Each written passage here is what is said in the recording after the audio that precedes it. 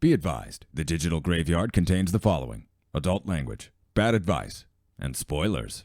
There will be no further warnings. Consider yourself disclaimed.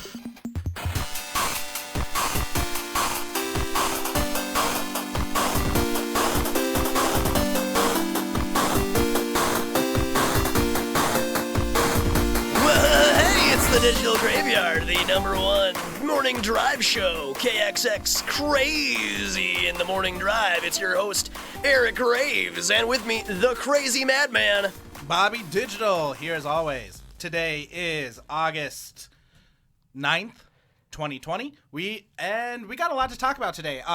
Mostly personal stuff, though we do have a few news stories going on. Way to just completely gloss over the fact that I was ripping off a morning drive talk show, just completely deadpanned, and I was trying to do an 80s radio thing. I was making a joke. Oh, that was very funny. I wasn't born in the 80s, so I don't know. It's wild in the morning. We're getting wet and wild and wonderful here down the 3 W's with Bobby Digital, who's wearing some oversized sunglasses and a wacky Hawaiian t-shirt. And then that would be where in post I'll add in some wacky sirens and whistles or something like that. Or sound effect. Are you actually gonna? No. Oh, okay. I mean, I can try, but no, I'm not gonna do it. It's not impossible. I've done stuff like that before for commercials and stuff, but it's no, I don't care enough. No. It's a stupid joke anyway. No, we're not going to put forth the effort. Yeah, right? It's slightly above minimum effort every week here on the Digital Graveyard, and that's a guarantee that you can expect from us now that we are official. And it feels like every week we say that. Every week we reach some milestone, but we're officially on Spotify now. Yep. Trying to get onto iTunes, or Apple Music, excuse me. But I've been trying to do that for a while, and I don't know about Google Play yet, but I think we might be. I'll have to double check if we're on Google Play or not. And Audio Boom, which is our now the main platform that we're streaming on. Of course, you can still check us out on YouTube, on the YouTube channel. And that's that. So yeah, we can talk about that more. We'll save that for the end, for the plugs at the very end of this. You had stuff that you want to talk about. You always have stuff that we want to talk about. Oh yeah. But so yesterday I went to a local comic shop near me, and they had Steve Cardenas, who, for those of you that don't know, he is Rocky the Red Ranger from Mighty Morphin Power Rangers. Good reaction on social media to a lot of fans and listeners. And he retweeted all 3 of them. us. He did, which is awesome. Yeah, I told him these questions I'm gonna ask. I do want to talk about in my podcast and everything, and he was totally fine with it. He's a super nice guy. Oh, that's great. Yeah. He signed an action figure of himself that I had. And that was another thing, because I was I came in with a comic book with him on the cover. Oh. And that action figure, and I'm just I don't know which one I want you to sign. Should we plug, where was it that he was doing this signing? Oh, should we plug them? Oh, yeah. Mind's Eye Comics is where it was. And that's in Burnsville, Minnesota, for those who are, live in Minnesota. For those who don't, make a drive out here. It's lovely in the summertime. Yep, and Mind's Eye Comics is great. It's owned by a man named Eric Childs, who's been making the rounds, too, because he is the only... He's the only guy that owns a comic shop who is black. What? In Minnesota. In the world? No, oh, in Minnesota. But that's led him to being in a bunch of news stories. I don't think that's true, but I don't know the statistics in front of me right now to be able to argue with it. But yeah, it's led him to be in a bunch of news stories, in addition to Marvel has even gotten in contact with him, and he's been on their podcast. That's awesome. Yeah, so it's really cool. And so you're saying we should get him on the podcast? I'm saying that, and I'm saying I am hitting him up for phone numbers for other famous people. Ooh, hell yeah. Yeah, so... It's almost like we're a real podcast. This is crazy. So when I met Steve Cardenas, I had him sign my action figure, and I asked him a handful of questions. And let's get into some of those questions. Sure, yeah, okay. Should I read them and then read the questions, and then you read Steve Cardenas' questions? Sure. You want to take my notes here? Absolutely. All right. Oh my gosh, this is going to be so much fun. Had you ever been injured on set, Steve Cardenas? No, I didn't, because I am totally awesome. That is exactly what he said, too. That's amazing! He was just I've never been. The closest he said he'd ever been... I love him already. The closest he said he'd ever been to getting injured was in the movie when they're doing the rollerblading scene. Sure. because he's never been on rollerblades before. That's so great. And that's a Digital Graveyard exclusive right there. Almost injured rollerblading in the movie. Yeah. All right. But he did tell a story about Jason David Frank, who plays Tommy. Yep. You don't need to explain to this guy who Jason David Frank is. but for the listeners, thank you. I'm glad you did. Just one time when they were like in between scenes, he just tried to like do a flip off a tree. What? And just like biffed it, like raked his face against the bark. I've never met Jason David Frank, but from what I know about him, that sounds exactly like something he'd do in his 20s. Right. Totally, completely. Back to the Bobby Digital voice. What was your favorite? What was your favorite part of what? I can't read your handwriting. I'm sorry. Time for speak. Okay. What was your favorite? What series you weren't in?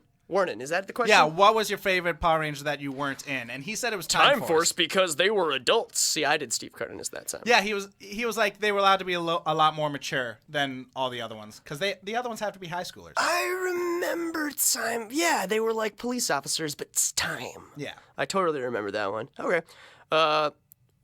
Did you ask him this next one? Seriously? I did. Bobby Digital. Was anyone a dick? You asked the question. I did ask the question. And he gave the super politically correct answer of being like, there were days where some of us were more difficult to work with than others. Awesome. But no, we were all like friendly and everything. And he even went on to say like I do keep in touch with some of them. Like they don't hang out because they all live across the country. Sure. But like, I mean, a lot of them aren't even acting anymore. A lot of them are doing lots of other varying. Their careers have blossomed. It's the Power Rangers effect, and some of them have died. well, yeah, like Johnny Young Bosch, for example, he's huge in anime. Johnny Young Bosch is amazing. Yep, Vash the Stampede. Voice of Vash the Stampede and Trigon, Ichigo and Bleach. Yep. And I guarantee you I can list at least 20 more if I had a whole hour to do it. But we've got one more question after here. Bobby Digital. How often are you called for reunion episodes? Yeah, so like if you don't know Power Rangers, every season they do a reunion episode where they get some of the older members in. And he said he's only been hit up twice. That's so weird. Okay, I definitely remember one. Was it? I just don't remember which season it was. I know Tommy was like a regular on there. Or no, he wasn't. He was the season before Tommy became like recast as a character. I don't remember. No, It's been so long since I've had to think about this. So he said he was only been hit up twice. The most recent one being Ninja Steel, which is one that I don't know. Which is not the current Power Rangers, but it's the one before it. All right. Was that the one with like the 8 billion different Rangers? No, it's still got like I think 7 by the end of it. But yeah, he was called to do a reunion for that. But he said he was hit up for Forever Red, which was like, let's get all the Red Rangers in one episode. Yeah. Oh, yeah, I totally remember that one. Yep. But was that Jungle Force? I I totally remember that episode though, because he comes in on a motorcycle. Yeah. But he wasn't in it. Oh, he wasn't in that one? No, he said he was hit up for it, and then there was a communication breakdown, and they just went on without him. Weird. Then I'm thinking of somebody else. I was 11 when it aired, so I'm gonna blame that on past Eric's child brain. Yeah. What's your experience with Power Rangers? Like my personally, Graves? Yeah. Oh man, I watched the shit out of Power Rangers, dude. There were kids growing up, I remember distinctly, that weren't fans of Power Rangers, you know? Mm-hmm. Those are the kids today that I think spend a lot of time on, like, Alex Jones chat rooms right now. Like, I feel like they're the kids that just needed to be mad at things. Sure. Like, why do you not enjoy... Yeah, it's fucking dorky and stupid, and it's going to be done in 24 episodes. They're going to be doing a whole new season. Whatever, dude. Like, it's Power Rangers, man. It's delightful. They're teens with attitudes and robots that turn into bigger robots. Yeah, and just, like, the most absurd monsters possible. Yeah, and we both know the story of how Power Rangers, how the what we know in America as Power Rangers started. It started from, for the listeners who don't know, Power Rangers was the spawn of a common practice in the 90s and 80s of splicing scenes from Japanese TV shows together to make new content in America. And the story is, it's not three specific shows, but one specific show, right, which was all the actual Power Ranger scenes. But there were like a lot of different shows that had teams of people wearing color-coded uniforms. Yeah, they're called Super Sentai. Super Sentai. That's right. And there were a lot of shows that had monsters getting very large and destroying the city. We call these kaijus. If you saw Pacific Rim, you know that. And then a third genre of Japanese shows that involved giant robots turning into a larger, combining and turning into larger robots, you know what I mean? Which is also where we got Voltron, because there was animated shows like that too. Voltron also being a show that was spliced together from a bunch of other footage. Same with Robotech and Transformers. The Transformers was toy lines, not the animation. But anyway, like that, eventually, like just all of this public domain stock footage from these Japanese shows were able to clip together to make Power Rangers, and they were only really had to record the scenes without them wearing masks, and that was about it. Which, if I'm a TV producer in the late '80s, early '90s, and I've stumbled upon this gold mine of footage, colorful children's entertainment footage from Japan that I can use for almost no cost at all, that sounds like the most brilliant idea ever. So it's this just capitalist, weird, opportunist concept that became this phenomenon. You know what I mean? Yeah, it's still going on. If anyone wants to know more about Power Rangers, on Netflix there's a show called The Toys That Made Us. Yep. They have a whole episode about Power Rangers. Stan Lee originally wanted to bring it over, but like kept being told no, it wouldn't work here. Really? And then like, I don't remember his first name, but Saban.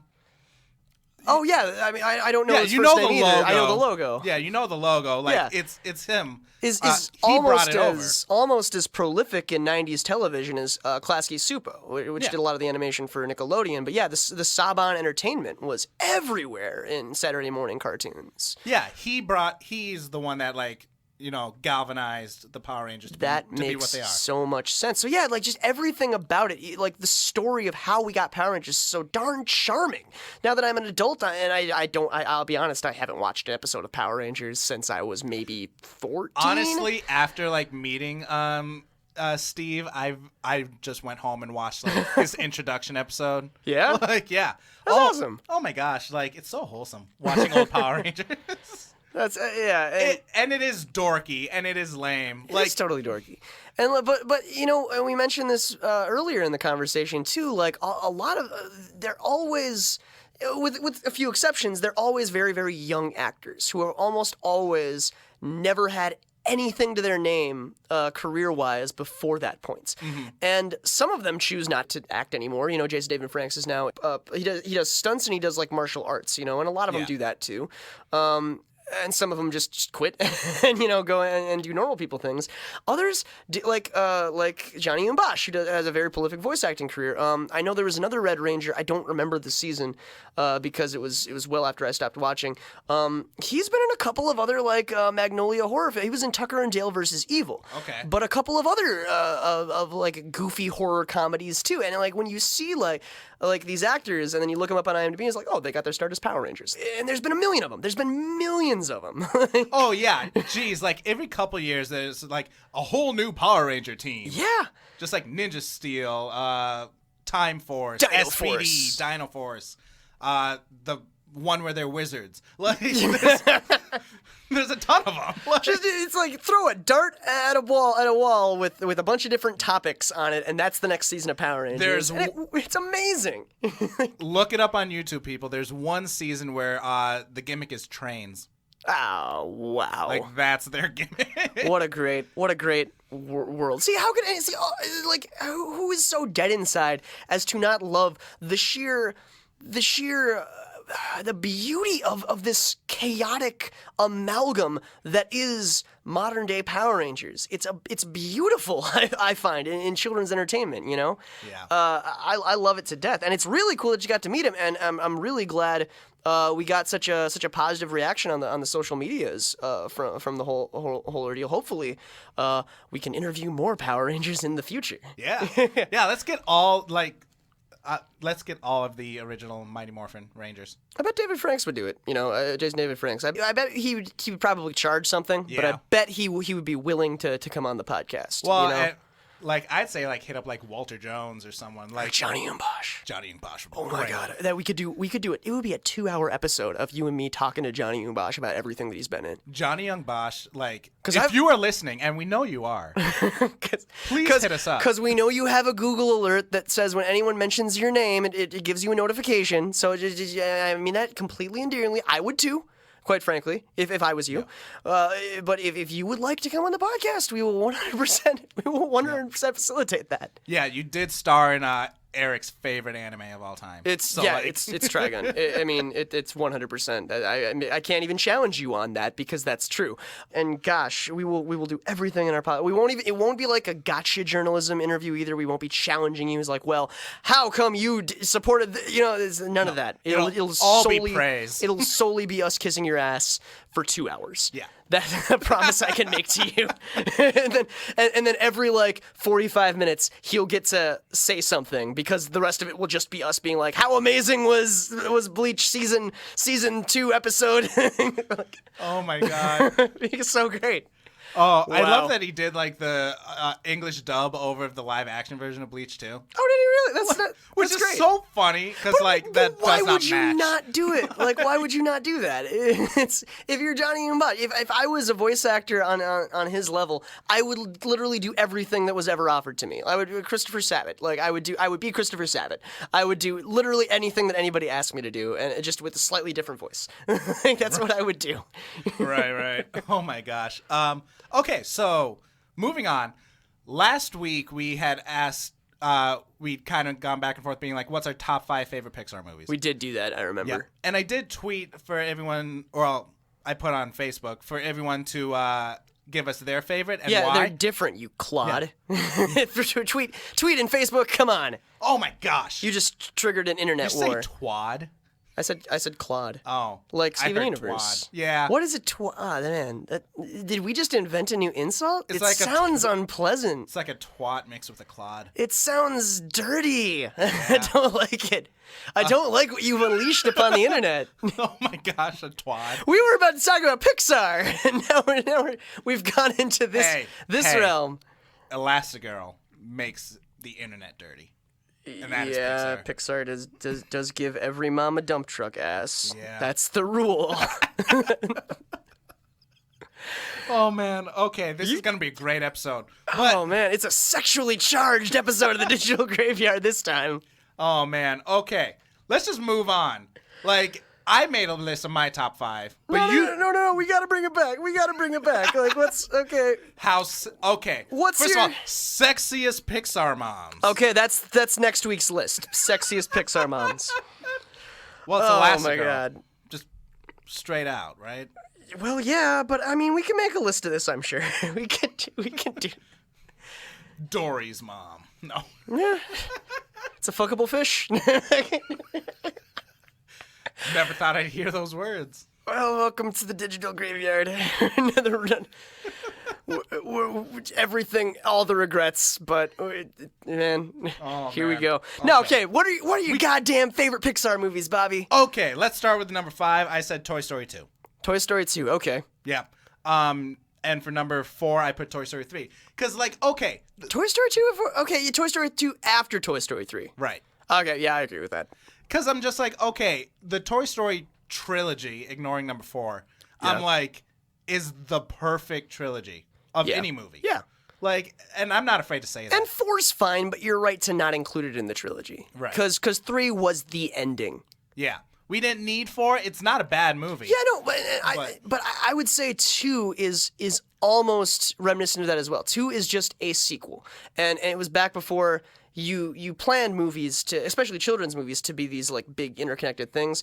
2 is good. 2 is good. It's what happens after the events of Toy Story 1. Toy Story 3 is full circle masterpiece. This is This is real. the finale, and it's perfect. The people watching this are not children anymore, and we need to appeal to that. And they did, and it knocked it out of the park. It was great. And it was really nice because we were always within a year or two of Andy's age. Yeah. Like, yeah. so it was like we were always kind of at those points of his life. No, exactly. I mean, I think it came out when we graduated high school. And Andy's going to college in Toy Story 3. Right. So it's like, yeah, we kind of have to get rid of our childish things and grow up. Yeah. But we don't want to. So that's also the theme to Ghost in the Shell, the original one, anyway. Yeah. Yeah. Well, it's one of the many themes of Ghost in the Shell. What a great movie is that? Anyway, Ghost in the Shell. Go ahead. Oh yeah, with Not the Scarlett Johansson. Yeah. Not the okay. You took it there, but I took it there. just go on. right. What's number 3? Moving on, Inside Out. I Okay. did say that was my favorite last week, but like upon thinking, I'm like, no. Yeah, but you're it's still great. You're older and wiser now, and you've had time to think about it, and it's only number 3 on your list. Yeah. Still very good. I love it because it's just a movie that teaches you like being sad is not a bad thing. I actually It's rewatched it over the last week because we talked about it, and yeah, and you know, they've used Inside Out. Child psychologists have used Inside Out to teach the complexity of emotion. You know. Yeah. And it's again, I mentioned this last episode too. My favorite scene is when joy and sadness are gone, and disgust, anger, and fear have to try and pretend to be happy. Yeah. And they cannot do it because, like, they are not capable of doing that. And Right. It makes Riley come off as like rude and like kind of being dismissive. She's not being true to her feelings because she's not. And her parents' emotions take note of that, and they react in a very logical and rational way from those emotional perspectives. And like everything about that scene, well, the whole movie is phenomenal. And also, God, I'm gonna blank on his name, Richard Kind, as the freaking elephant. Okay. Which is like the second Toy Story movie, not Toy Story, the second Pixar movie that he's ever been in. He was also the sidekick to the villain in A Bug's Life. Okay. I Hopper's, know. sidekick. You know, he was like his stepbrother. But his or name something. is Bing Bong in Inside Out. Yeah, and he's great. He's completely opposite character. He's still a bumbling kind of buffoon, but this time it's nice. Yeah. You know. Yeah, it's endearing. And I read that originally he was going to be the villain of the movie, and then they decided to do away with that in favor of there being no villain. Yeah. The villain just being this emotional. Scenario. Yeah. Which is something that I've noticed more and more of in Disney movies as of late. I mentioned also Coco again, like the villain in that like is it sort of fluctuates. Like the villain is his idol at the end. Spoilers, but you know what podcast you're listening to. The villain turns out to be his idol at the end. In the first half of that movie, the villain seems like it's his family, even though they just want what's best for him. Like the Pixar movies and Disney movies in general have been challenging the nature of what makes somebody a villain, and I love it. And Inside Out is a perfect example of that. Right. But yeah, we're only at number 3. Let's keep going. Yeah, I have 2 more left. So my next one was Coco, actually. Hey. So since you already talked about it a little bit, that's great. Well, why do you love it though? Why do I like the visuals are great. They're so good. Oh my God, it's such a pretty movie. Especially because that movie came out after another movie about the Latin afterlife, which was The Book of Life by Guillermo del Toro, which is also a fine movie, and Coco still managed somehow to be its own unique thing. Right. Completely, you would never compare those two movies. No. Like the comparisons start and end at like the setting. That's about it. Yeah, the setting and that we're dealing with the afterlife to a degree. Like, and that's it.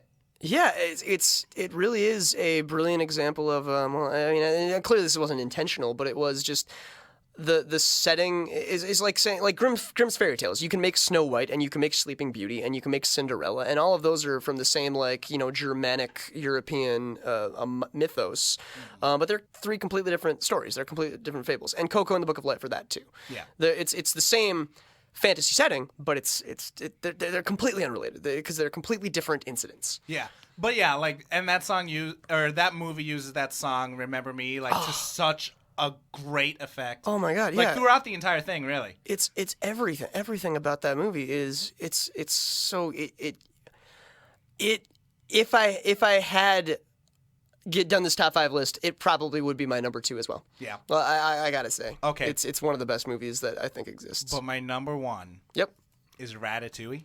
Whoa! I know, and it's weird, but like it's one of those things. Like Ratatouille is consistently good through the entire thing. Like, like to me, Ratatouille does not have like a down moment. There's not really a villain in Ratatouille either. There's a critic. Kind of is, but like no, like well, there's that head chef. That little dude. Yeah, there's that head chef. But like, he's not the big villain. Like the entire movie is about following your dreams and not letting people tell you that like you're wrong to follow those dreams. He's not a villain. He's an antagonist. An antagonist. He's an adversary, and the adversary really is he's something that somebody needs. He's somebody that the main characters need to overcome. Yeah. Right? He facilitates the plot, but he's not. But also that's more accurate to real life. Like there aren't villains. There are just people who get in the way of us following our dreams and who conflict with that, you know? Yeah. And the critic is the same way as that too, because the critic is like, the critic for the first half of the movie savors the notion of shaming this dead chef that the rat I didn't remember Remy was his name, the right? rat, yeah. Models his life after. But at the end, he's like, wow, you know what? Remy is able to overcome this critic's bias, you know, in more ways than one. And one being that he was served and ate a meal prepared by a rat. But it's also like disgusting, but brilliantly delicious. I feel like I've read somewhere that rats are actually very clean animals, and they don't care. They don't carry as much. Yeah, they don't carry as much disease when they're in like captivity as they do like in the wild. But like I wouldn't want my dog preparing my meal either. Like I don't want any animal preparing my food. It's a very fair point. Like what about a unicorn? I would eat a meal prepared by a unicorn. Dude, I would do so much for a unicorn. I would do anything for a Klondike bar. What were we talking about? Oh yeah, okay. Number one's Ratatouille. So it's just to me the most consistently good at every point of it. Andrew, I gotta rewatch it. I don't think I've watched it twice. Really? I think you watched it like when it came out. I think I watched it when it came out and then never watched it again. Yeah. Oh, you were too into Flushed Away, huh? I did watch Flushed Away. I don't think I watched that one again either. Maybe I'm just not a fan about movies with rats in them. I don't know. Maybe that's my bias. Yeah. Do you want to know what my number one Pixar movie is? Yes. Incredibles 2. Really? 2? Yeah. I mean, one's great. One's totally great. 2 is better, I think. I think 2 is better. Like, given the fact, I mean, Holly Hunter and Craig T. Nelson's voice acting is a little, they're much older, and that clearly weighs on their performances. But the story of 2 is so good. Again, the thing that I always love, like you never know who the villain is. That movie is trying to set up that the billionaire brother is the villain. See, and I disagree. I could tell it was his sister the whole time. Well, so could I, but they clearly are trying to smokescreen that. You know what I mean? A kid's gonna be amazing. Like, I mean, do you think the character turn of his sister? I don't know. What was it, like Mesmero or whatever the villain's name was? It'll come to me while we're talking. Yeah. Do you think that character reveal was more shocking than I don't even remember the villain from the first name. Syndrome. Yeah. Do you think because that was the most obvious villain reveal was Syndrome. Like of course it's that kid from the beginning that we didn't see for the entirety of the movie until this point. Like that to me was more. But I think that's just Brad Bird's writing. Like the villains are obvious. What I really enjoyed about The Incredibles 2 was where the first one it sort of created this world of superheroes that left me wanting more. Incredibles 2 did that even more because we actually got to see some new superheroes. Oh yeah, some young superheroes who could be in Incredibles 3. You know, they could be the focus of Incredibles 3 if they wanted to. I don't think they would, but because I don't know if they'll ever make another Incredibles movie. I do remember like years ago we were just like getting so drunk.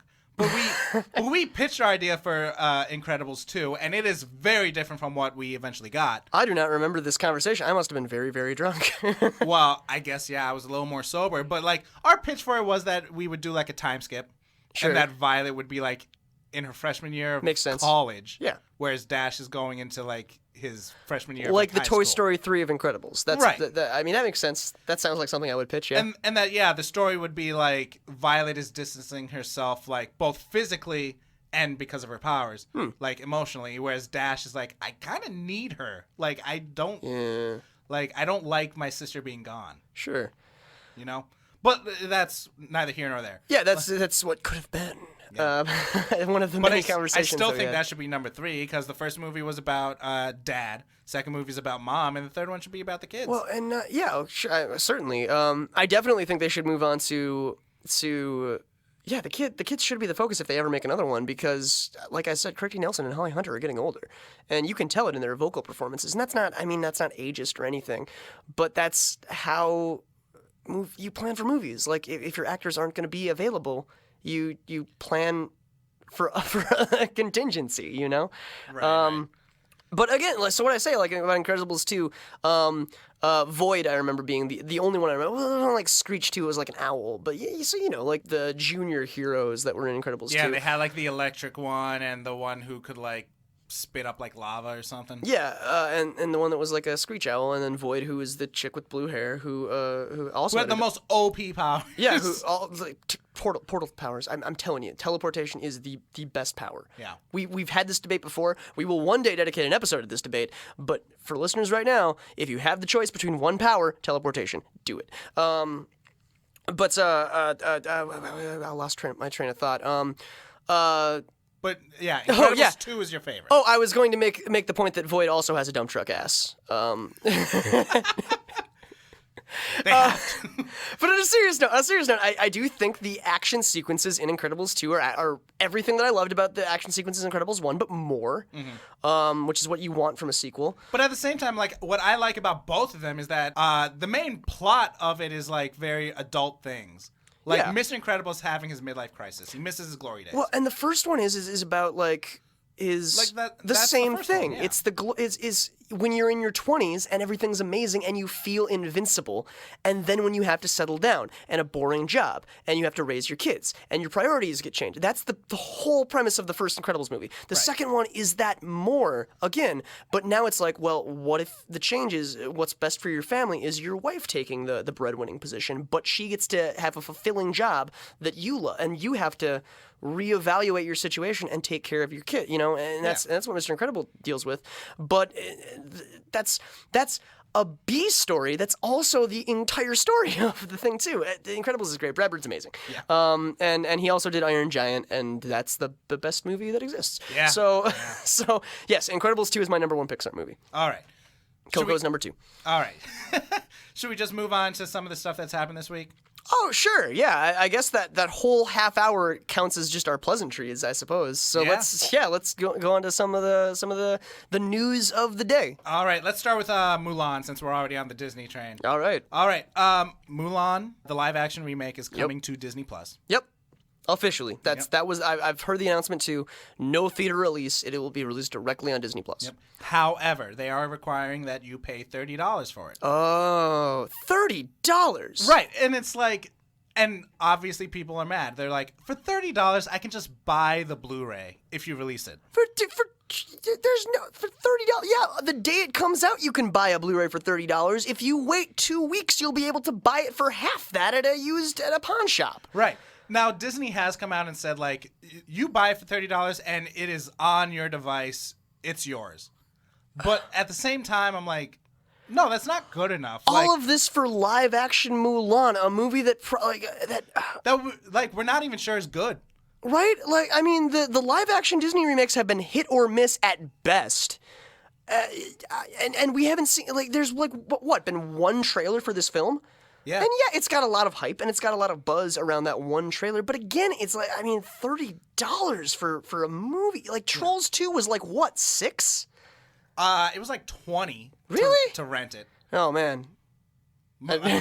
So, like, that kind of ruined your argument there. That did ruin my argument. That people are charging too much for movies is now my argument. Like, this is terrible. Why would you do this to us, coronavirus?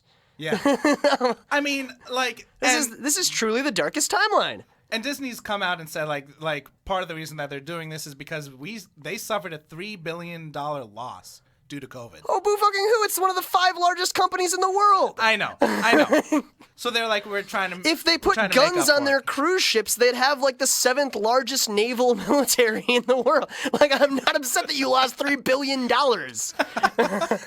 I don't fucking care. Yeah. No, yeah. How much are you making from Disney Plus alone without charging premiums for it? I have to wonder. Like, this doesn't seem... Yeah, are you guys underselling Disney Plus then? Like, that's kind of my thought. And so so you described that people are rightfully upset about this. In real time, the listeners just got to see my upset about this.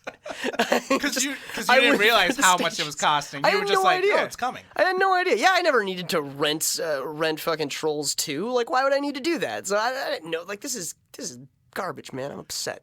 Yeah. I'm mad. Yeah, and it just comes down to, for $30, I could just own it physically. So Save I us, don't Jason do David that. Franks. You're the only one that can help us. You got to kick punch the goddamn movie industry. I don't know why I went back to Power Rangers there. Come out with the Dragon Zord and save us. My grief is taking weird shapes, and it's that the Dragon Zord is the only way to save the movie industry right now.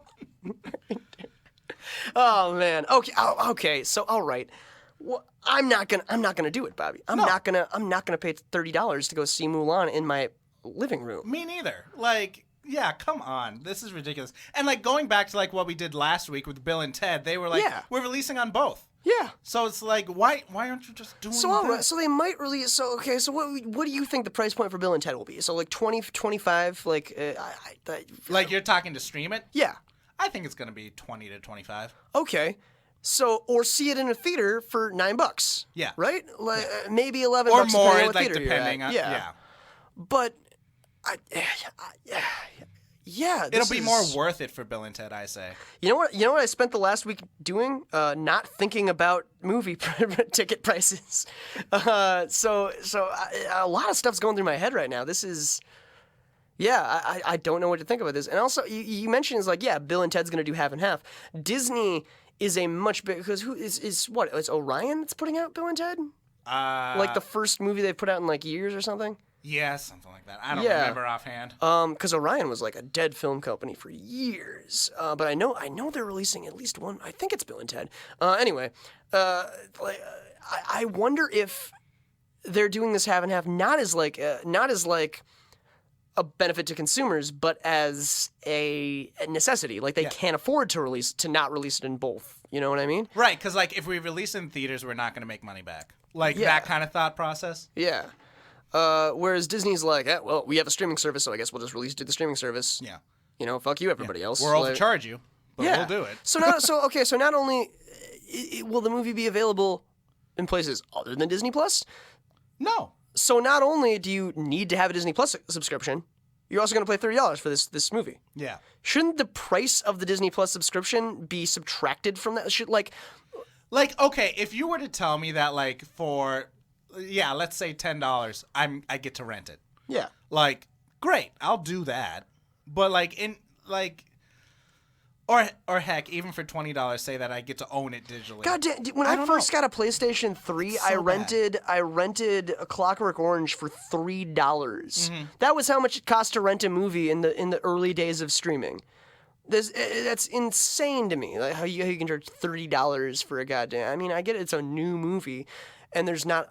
It feels like. Most of the hype around this movie is just the fact that it keeps getting pushed back due to COVID. Yeah. Like, there's not even serious hype for it. Can you tell me, legitimately, you liked the new Aladdin movie, right? No, like, I hated it. You hated it? Okay. You liked some of them, though, right? Some of the remakes? Jungle Book. Jungle Book is the only one, really?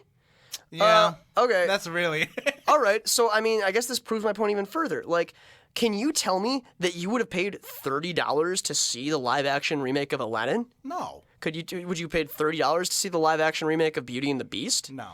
I mean, I liked the live-action remake of Beauty and the Beast. I didn't even see it in theaters. I saw it when it came to Netflix. Like, the urgency to see the live-action remake of Mulan is just not there for me, and it sure as hell isn't there when there's a $30 price tag over it. Hell no. Like, oh, God. Ugh. Save us, Johnny Umbosh. Like, Now it's Johnny Young Bosch? it's any Power Ranger that has the right Steve Megazord. Cardenas, Steve help Cardenas, us. come on. Any Power Ranger that's got the right Megazord for the job, save us right now. Yeah. This is not. Yeah. It almost feels like a captive audience. Yeah. Like, Because it is, it's seriously this point of like, if you want it, $30, period. and I mentioned that's this. terrible. I think either on the last episode or the episode before that. But Disney also has done a lot of practices of like holding movie theaters to certain contractual obligations. Like they have to show the movies on this size screen in front of this many seats for this long and stuff like that. So Disney has already like expressed these, and we both love the products that Disney makes. Yeah. I don't know what your opinions or even knowledge on it is. I'm not a fan of Disney as a company. Sure. I mean, as a successful company, yeah, it's a great model for a successful company. What they've done with that clout and what they've done with that pressure is pretty sketchy stuff. You know what I mean? Sure. And then that's not even getting into the history of like Walt Disney's, controversies or the fact that a lot of their early nature documentaries were blatantly like false and like a lot of weird things like that too. This is a very good example of what I don't like about Disney. Like, you have a streaming service. Other movie studios don't. Like, people are afraid to go to theaters to see movies. Like, Right. Like, okay, well, So we have an audience. They have a captive audience. Yeah. Like- and there are people that have been excited for these live action remakes, and especially Mulan. I feel like there was excitement about it to a degree. I will say, like, as far as these live action movies go, Mulan was probably the one I was most excited for when I heard about it, because right away they were like, we're not remaking Mulan. Yeah. We're making a Mulan in live action. Because Mulan, we think about Disney when we think about Mulan, but it is actually based on real events, like a folklore character from Chinese, a period of China. I'm not sure exactly when. Yeah. But the story that inspired Mulan has been adapted into several. I don't think it's a Disney. Maybe in America it is, but there have been Chinese films made about Mulan. There have been Korean films made about Mulan. There have been other animated movies about her as well. Yeah, there's probably European ones we don't know about. Like, Probably are. Yeah, it's a very popular tale. Yeah, in China. And so I think you're right. That might be why people were a little more anxious about this movie, because it is based on events. Like, and it is actually like.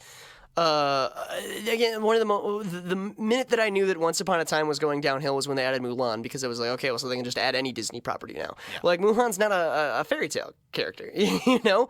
Yeah. So that was, but that's the opposite of what I'm talking about now. Like, this is why this movie could be something very, very different. This movie could be something very, very interesting, because there's. It'd be like making a movie about Hercules doesn't necessarily mean remaking Disney's Hercules. Right. God, no, it doesn't mean remaking Disney's Hercules. Well, like, and that's why I hated Lion King and Aladdin. Oh, yeah, I forgot about Lion King. And Beauty and the Beast, because I was like, they're the same movie. Yeah, Beauty and the Beast is legitimately like carbon copy of the same. Jungle Book's not. Is that why it's your favorite? Yes. Like, Oh, 100%. sure. That's why it is. The ending Like, is actually is more accurate to the book too, because in the book I know that it ends with him rejecting humanity and going to live in the woods. Yeah. And that's why I hate Aladdin, because it literally is the same movie. Yeah. Plus creating, Will Smith. Plus making Jasmine a boss bitch. Which is what they're doing with all these movies, really. They're taking, like, the love interest and, like, upping their character a little more. Yeah. In addition to making their female leads, like, boss bitch. Jasmine was always kind of a boss bitch, though, man. Like, she was always the like. Oh, she was very independent. I ain't gonna marry that asshole. Like, look at his heart-shaped underwear that my tiger just bit out of his ass. Like, like. And she wasn't, like, tricked by Aladdin. Yeah. Like, at all in the original. Yeah, that's true. Like, she saw through him very fucking quick. Yeah. They did have that kind of emotional scene that doesn't exist in the original one in the remake, where she discovers his identity. And someone can fact check me on this or whatever, but in the Lion King remake, they upped Nala's role to the point that her adult version has more speaking lines than adult Simba. I didn't see it, so I can't say for sure. And I saw that reported somewhere. I could be wrong. I can say for 100% certainty, even without seeing it, that they miscast Timon and Pumbaa as Seth Rogen and Billy Eichner, because the real voices of Timon and Pumbaa should be you and me. We should do that. Oh, which do you get to be? Bobby. Oh. That's fine. Pumbaa gets, like, the funniest lines. So I'll take that. I'm the scrawny little meerkat. I get it. I accept this. You should be proud of your warthogginess. Yeah. But the casting for that movie was great. Minus, I say, Beyonce. Doesn't John Oliver play the bird Zazu? Yeah. Yeah, that's perfect. That's awesome. Yeah, that's perfect. And we love Donald Glover. Him as Simba's fine. Oh yeah, he did play some. I gotta watch the movie. I did not see it. And instead of recasting him, they just got James Earl Jones. James Earl Jones to play Mufasa again. Sure, because James Earl Jones is the gravitas of his voice. We've already praised on this show once before in the first episode. We can't not have James Earl Jones come back. Yeah, right? Like, who would even do that? Yeah, Keith David. But no, But- anyway. But at the end of the day, Mulan being $30 is bullshit. Yeah, it sucks. Yeah. Oh, shoot, man. We're already at the 45-minute mark. We I wanna know. keep moving around. I know. We gotta move. This one's flying, but we feel very passionately about Power Rangers and charging too much for movies, apparently. Yeah. That's what we learned about ourselves today. Go on to the next one, I guess. Okay, so Rocksteady Games, who's most well known for the Batman Arkham game. Yeah. They just tweeted out a picture of what seems to be Superman with like a crosshair that says Suicide Squad, Yeah. like, pointed at the back I've of his seen head. it. And it's like, oh my god, we're getting a Suicide Squad game? Okay, Bobby. Or a Superman game. yeah, It's one of the two. Where Superman like fights the Suicide Squad. That'd be weird, though. That's a weird promotional tool for that. So, what are your thoughts immediately, Bobby? I have some, but I want you to share them first because I feel self-conscious about it. I hope it is a Suicide Squad game. What, like, my dream game for this would be, essentially like what they're doing for the Marvel Avengers game, where it's like this Destiny style like level up system. Sure. Where you pick your character, and be like, yeah, let's do a 4-man squad, and like we do certain missions where certain superheroes will interact with us. What other games has Rocksteady done other than the Arkham series? Nothing. Nothing? Okay, so Like, that's they only really have the one kind of play platform, you know? Like open worldness. Like, Yeah, open world platforming, very specific combat. It's not like you can lock on, but it's different from like Z targeting, you know? Man, I guess I would really like seeing a different style from them, something new. You know what I mean? I mean, because Spider-Man wasn't Rocksteady, but it was basically the same sort of format as the Arkham series. Sure. Which means that it's becoming like Ocarina of Time Z targeting. Like it's going to be a standard type of gameplay now. So it would be really cool to see them challenge that. But the problem being, like, how do you come up with a new game format? right, especially when they only really know the one. Yeah. Like- The one that's in my mind right now would be sort of so I guess what I'm hoping for would be, you said like 4-man squads, right? Yeah. I don't necessarily know about the new Avengers game that's coming out, but Ultimate Alliance Yeah. Okay. is what I like a combination of Ultimate Alliance with the Arkham style sort of open world platforming and targeting would be really kind of intriguing. Yeah. And you can just do the whole, like, yeah, I'll play as Harley Quinn, you play as King Shark, and then we got like a Deadshot and whoever. Yeah. Like, that'd be awesome. And you gotta, for certain situations, sort of cycle through the characters, you know what I mean? Like, if one character, like, did you play the new God of War at all? Yeah, a bit. I didn't finish it. You don't ever get to play as Atreus, but you can attack with him, and there are moments where Kratos will be like incapacitated and Atreus needs to help, or Atreus is being like grappled and Kratos needs to attack who's ever is accosting him. You know what I mean? Right. Some kind of mechanic about that. Like so like if members of your 4-man squad can be like incapacitated, you know what I mean? And depending on who is left over, they have certain responses that the player needs to input to handle that. Like, King Shark is obviously not going to be able to fit into an area that Harley Quinn could fit into. Right. You know what I mean? Deadshot's It's not going to do great close range. yeah, and anybody else long range, vice versa. You know what I mean? Whereas you could get like Captain Boomerang is like a mid range guy, you know, like a controller kind of, but like very very low damage. You know what I mean? With King Shark obviously being the tank and Harley Quinn being like DPS. Yeah. And whoever else is on the Suicide Squad. I don't read the books, but like you. Well, those are the 4 main ones. Well, I mean, King Shark and Killer Croc are kind of interchangeable for most of the comic. Rick Flag has been in a lot of them. But yeah, those are the main ones. And the rest of them are pretty much the ones that are going to die. And there's no way they're not going to have Harley Quinn. No, like, yeah. Be like on the fucking box art. Yeah, I mean, Deadshot might be like one of the original members of the Suicide Squad, but Harley Quinn is the member of the Suicide Squad. Like, it's the reason why they rose to such prominence is because of the popularity of Harley Quinn. Yeah. And I'll die defending that. You can challenge me, internet. Like, I mean, it's in 2010 plus. Harley Quinn became DC Comics. You know, it's Yeah, like she's she's considered the fourth pillar of DC now. kind of. You know, Just- I agree with that. Merchandising wise, yes. Like Yeah, she is. 100%, dude. Like the Hot Topic royalties alone. Yeah, Jesus it's just Christ. like Batman, Superman, Harley, and I'll give it to you, Wonder Woman. Yeah. But honestly, not. Hey, her movies have been okay. Well, we'll see about the next one. But Yeah, her Wonder movie was Wonder okay. Woman's has had more good movies than Harley Quinn has. You know what? You're right. But Gonna put one. that in the yeah. Hey, man. Unless math doesn't work the same way it used to before this hour started, that's still more than Harley Quinn has Yes, had. one is still better than zero. You are right. More No. than zero. That's we're gonna put one tally in the graves column of who was right in this episode. Oh my gosh. If it is, Rocksteady makes good games, and you know you're right. They've only made one kind of game. I haven't played a bad Arkham game. I've played games that are less enjoyable than other Arkham games. No, the worst Arkham game Was Arkham Origins, and that's not even them. and I'll say, oh, really, it wasn't? No, they like That another explains company so did it. much. Oh my god. Oh my god. It felt like Arkham without Arkham. Right. Yeah, it's like because someone else did it. Wow. Yeah, that makes so I think much it was sense. like WB Montreal did it. Canadians, French Canadians, of course. They don't understand our comics. Yeah. Joking to all of our French Canadian all of listeners. our numerous French Canadian #1 podcast in French Canada, in Quebec, and throughout. Oh man, Quebec and Nova Scotia, we're the top 5 podcasts that only have 4 episodes. Okay. Anyway. All right. I guess before we move on to like what will be Yeah. our last topic, just a little quick update to some of the things we talked about last week. The Spider-Man being in that Avengers game. Yep. 100% true. Oh, cool. Like he is exclusive to the PS4 version. And no other announcements in terms of other exclusives or anything since then? Nope. Just they're like, yes, it's true. Spider-Man's exclusive.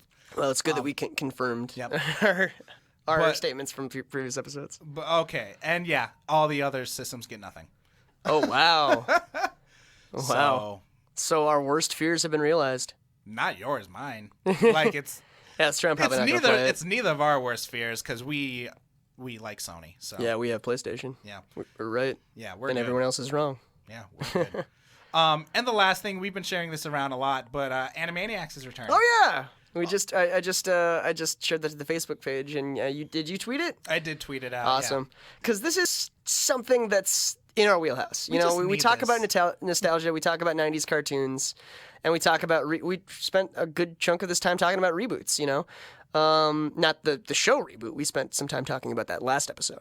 But yeah, like, I'd be lying if I said this is something that I had been wanting and something that I had been hoping for. Yeah. But Because to me, Animaniacs is one of those, like, if it was left where it was, I'd be fine with that. Because it's not something I need rebooted. it was but such I'm glad it is. It was such a product of its time. Yeah. You know, that was such that was. I mean, there were the 90s is when cartoons happened. You know, well, the 80s is when cartoons happened, but the 90s is when is the blossoming of that. Yeah, it hit you its know, stride, where yeah. we for the first time in history we had television channels dedicated solely to cartoons, where we had multiple channels broadcasting Saturday morning cartoons, whereas before it was just a couple of them. You know what I mean? Animaniacs is in this regard, and it's not mentioned as much as say like Rugrats or the Nickelodeon lineup or the golden years of Cartoon Network. You know, it's I think because it was WB, and WB wasn't a dedicated children's programming channel, but it was the forefront of Saturday morning entertainment. You know, and goddamn, like I mean that sort of block kind of gets passed over with how much people talk about Cartoon Network, Nickelodeon, Disney Channel. Right, But right. can you think of at that time, at that specific time, a more Like, iconic. like the icon of that of 1993? Like, I mean, it would be like Pinky and the Brain, which spun off from Animaniacs. which was fun, So, like, and there yeah. were other shows that were spin-offs of Animaniacs too. I mean, Tiny Toons wasn't a spin-off per se, But it was in the same vein. and they did have a lot of the same characters crossover. Yep. And remember Hysteria? I do remember Hysteria. Yeah. No one remembers Hysteria. It was on at like 4 a.m. I remember it for the one time I had to be at school early for like a test or something. That was the only time I watched it, but I do remember it. Yeah. That is a show I think we should probably bring back, especially now that schools are closing. We need more educational programming. Well, and you know, like the thought that I had when you mentioned Animaniac. Well, when we brought it up because we both knew about this, but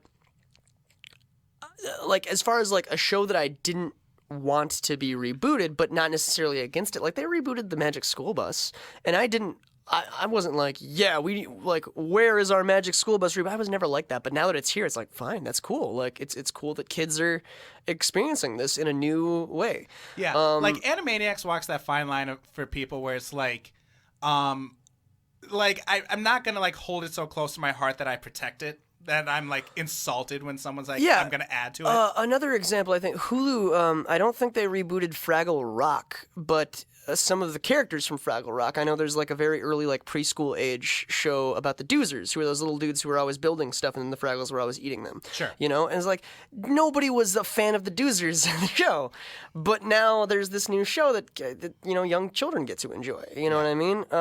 And it's keeping the memory of Fraggle Rock alive, and I'm totally okay with that. I haven't watched a single episode. I don't know if they're doing it justice or not. I don't frankly care because I never cared about those characters. But it's Do you care about Fraggle Rock? Yeah, I fucking love Fraggle Rock, dude. Oh, okay. I've never seen Fraggle Rock. Yeah, it was on HBO. So when I was a kid, we didn't have HBO, and I still don't. So you had to get the VHSs of it. But yeah, I love Fraggle Rock, man. It was great. All right.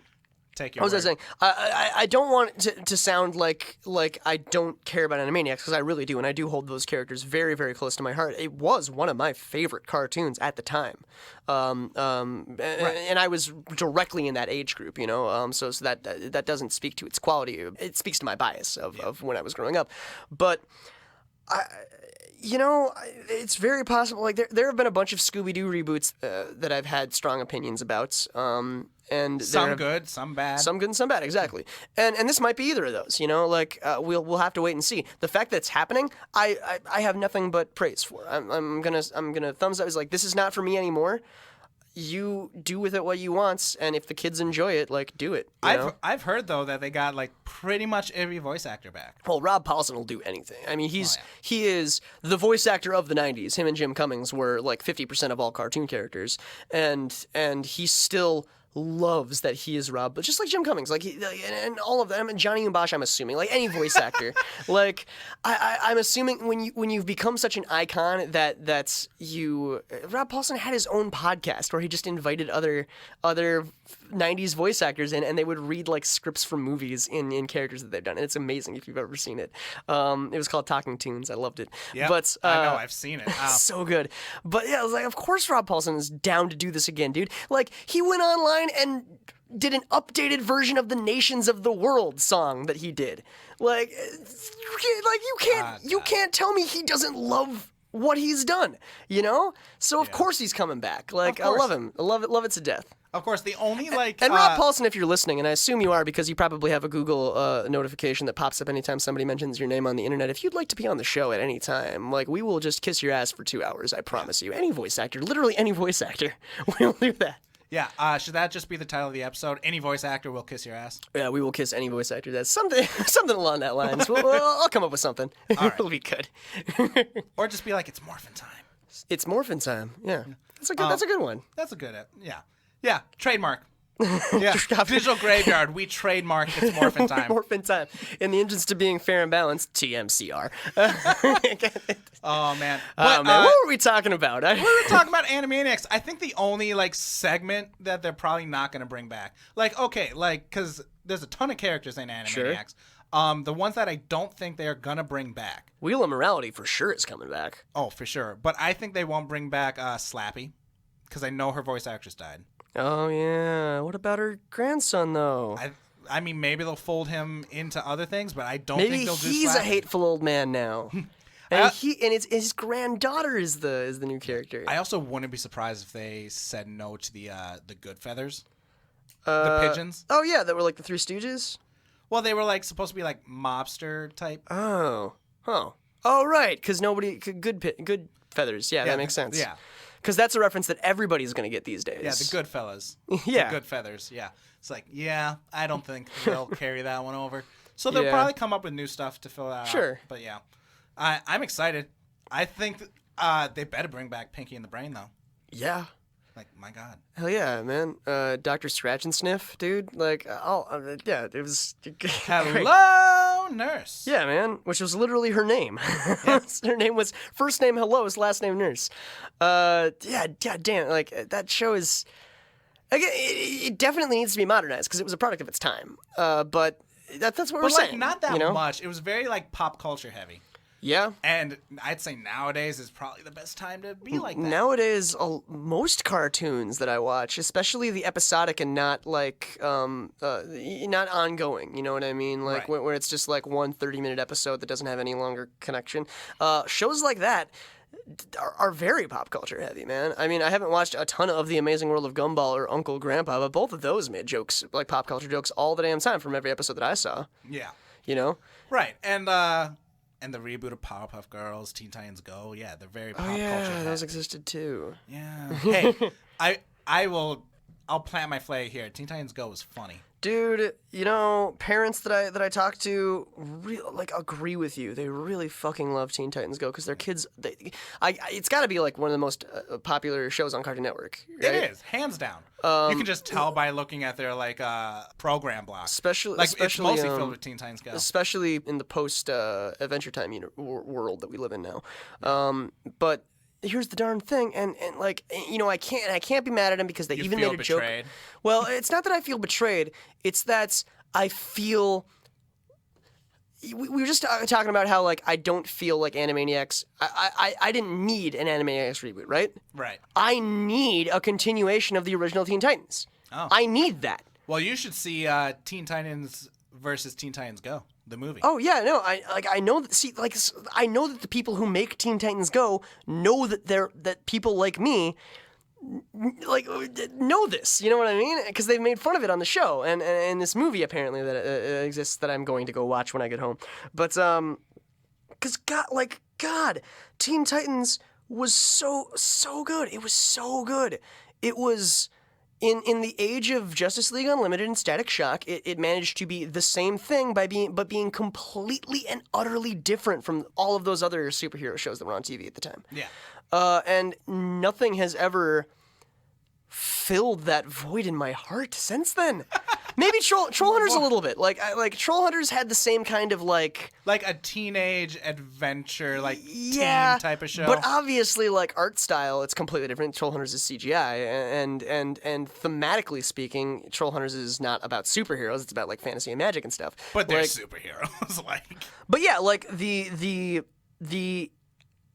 villain, like Slade, Deathstroke, but Slade, was such a good villain. It's such a powerful and driving force on that show.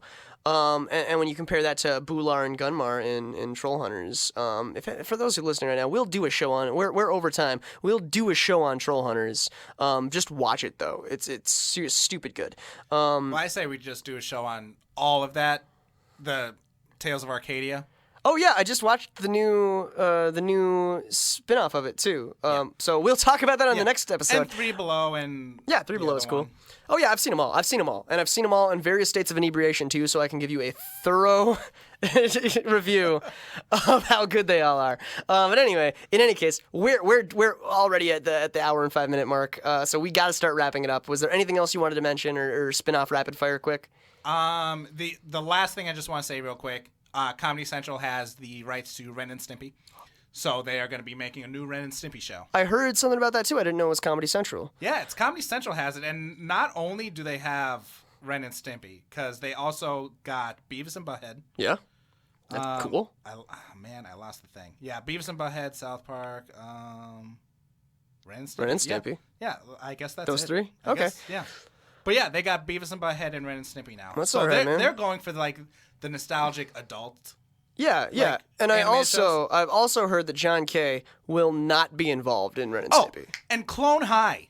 Oh yeah, that's right. They got Clone High, which that was a couple weeks ago. I'm surprised we didn't mention it until now.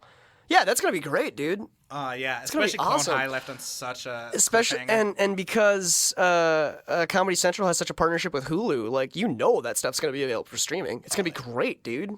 They do not have a relationship with Hulu too well anymore. Didn't they? I thought South Park was exclusively like Hulu. Nope, it's on HBO Max now. Oh, that's right. We might have to get an HBO Max account. Yeah, to watch Anyway, all- well, tune in next week for the next exciting conclusion of will Eric and Bobby get an HBO Max account? just we one gotta start because having we are every- not buying more. Yeah, we're gonna share it. There's no way. That's about it. Any final notes? Any final thoughts? Nope. Just can't wait for all these things to be rebooted, and I can't wait for this Suicide Squad game. All right. Until next time, Internet land. We are still working on an outro.